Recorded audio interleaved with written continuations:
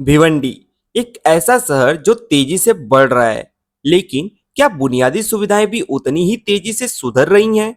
आज की इस खास रिपोर्ट में हम आपको दिखाएंगे वो सच्चाई जो हर नागरिक महसूस कर रहा है, लेकिन सिस्टम अब भी नजरअंदाज कर रहा है। सबसे पहले बात करते हैं शिक्षा की।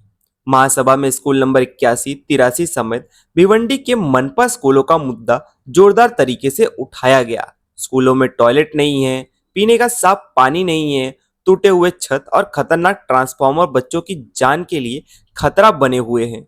सवाल ये है कि जहां से देश का भविष्य निकलता है, वहां ही बच्चों की सुरक्षा क्यों दांव पर है?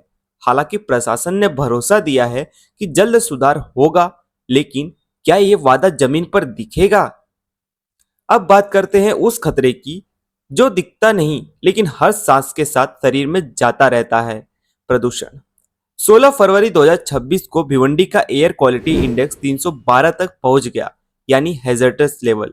सोचिए, हम जो सांस ले रहे हैं वही जहर बन चुकी है।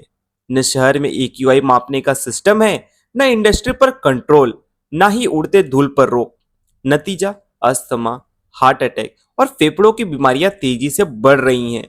लेकिन सबसे बड़ा सवाल, जब सिस्टम को ही पता नहीं है कि हवा कितनी खराब है, तो सुधार कैसे होगा?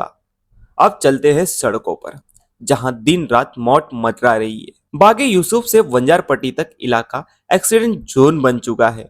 न स्पीड ब्रेकर है, न सही रोड, ऊपर नीचे टूटी सड़कें और तेज रफ्तार भारी वाहन। एक छोटी सी गलती और एक बड़ा हादसा के रूप ले सकती है। चुनाव से पहले एक बच्ची की जान जा चुकी है, फिर भी काम वहां नहीं बल्कि दूसरे जगहों पर शुरू हो रहा है। आखिर क्यों?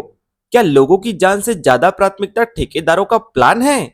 अब सबसे बड़ी परेशानी पानी, वो पानी जो जिंदगी की सबसे जरूरी जरूरत है। भिवंडी में हालत ये है कि लोगों को 5-10 मिनट पानी मिल रहा है, वो भी रोज नहीं। 3-3 सोर्स होने के बावजूद पानी गायब है। आरोप है कि स्टेम लाइन का पानी चोरी हो रहा है, डाइवर्ट हो रहा है। नतीजा, मिल्लत नगर, पटेल नगर, इंदिरा नगर, शास्त्री नगर जैसे इलाकों में लोग बूंद बूंद के लिए तरस रहे हैं। और हालात इतने खराब है कि जहां कभी 15% पानी सप्लाई होता था, वो घटकर 5% तक आ गया है।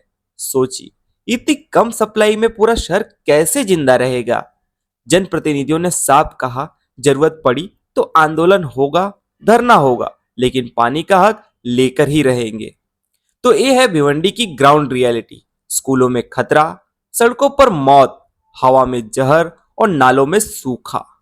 सवाल सिर्फ एक है, क्या सिस्टम इन समस्याओं को प्रॉब्लम मानने के लिए तैयार है?